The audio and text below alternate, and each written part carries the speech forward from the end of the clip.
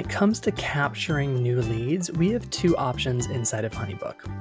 We can either create a lead form, which is a public-facing smart file or a landing page, where folks can come into your pipeline and take an action like publicly book a call with you, make a payment, submit a deposit, take really further action.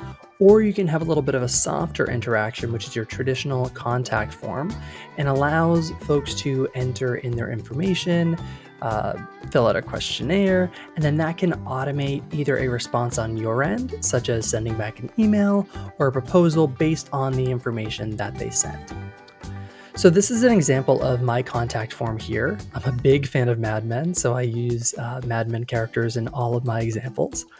So I can have folks fill out their first name, their email, website. They can also select project type. And this is what I mentioned a minute earlier. So let's say I had a specific type of brochure or proposal that I want to send back to folks who are specifically interested in HoneyBook strategy and design. If they selected this, I can set up an automation that would trigger an email response plus a file that pertains to that project type. And then let's say someone inquired about a brand design project, a logo design, right? If they selected branding and design, there'd be a different automated experience set up. Now, it's important to note that automations are not forced on you inside of HoneyBook. It's up to you if you want to use them or not. I do like using them. However, you can also take a more manual approach, take all the information that is sent to you, and then just simply reply back to initiate that conversation.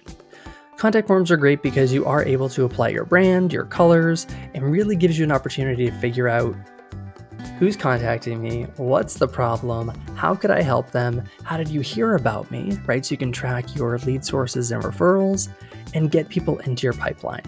Now, it's pretty cool because this form can not only be embedded into your website, like on Squarespace, Webflow, Wix, etc. You can also just create a public-facing link using HoneyBook. And it's really great because you don't even need a website. If you're starting your business now, you can just use HoneyBook to get up and moving, get clients into your pipeline, increase that cash flow, and then make a smarter and more wise investment for a website once you actually have a better understanding of who the heck you want to work with and what your process actually looks like. Now let's go back to look at the difference between that contact form and a lead form. So I'm going to go up to Tools, click on Lead Forms, and I'll show you an example for a discovery call that I have. So again, a lead form is a public-facing file that's actually built the same way that HoneyBook constructs their smart files. Remember that smart files are your invoices, contracts, proposals, anything of that sort. And it's really cool because I can set up this to really feel on brand with, again, my typefaces, my color, imagery, all that good stuff. So this is, again, a public-facing file where folks can, I was going to show a preview, but it's easier just to stay in one screen when doing the screen share. So folks can actually book a intro session with me, a free complimentary call, fill out their information, let me know what their pain points are, and then this will automatically, once they've booked their call, create a workspace, send them the Zoom link information, send me and the client reminders about when the call is happening, and really set me up for success because now I have all the information that I need going into my discovery call inside of HoneyBook. And all the information that we're seeing here gets populated into our client workspace in the details section.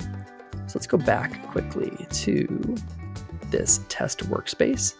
If I had filled out information, it would exist in here. So if I clicked on a date saying, what date's your wedding, if you're a wedding photographer or an event planner, what's the address of the event, tell me about the project, the information would show up right here, which is super helpful. And then once I hop on the call with someone, again, that scheduled session that's right here inside of the workspace, I can even keep some private notes like, what's the budget, design considerations, etc. And this is totally private just for me. So I like it that I can see everything all in one place.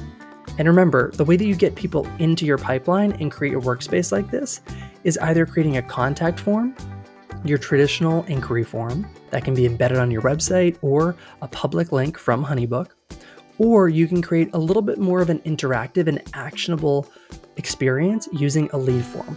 So people could make a deposit, they could schedule a call with you, really take that initial step without having to contact you first and then you initiate that, which is pretty cool. HoneyBook does a really great job at customizing experiences to fit its users. And while HoneyBook originally started for pretty much like designers, photographers, and wedding pros, the uses within HoneyBook have well expanded outside of those industries. And so I know a lot of folks that are DJs, dog trainers, contractors, professional organizers. It really does run the gamut, and the breadth of clients or industries that utilize HoneyBook is vast and still growing. So next up, I want to walk you through the scheduler, because as I mentioned, folks can actually schedule sessions with you inside of HoneyBook. So let's walk through it now.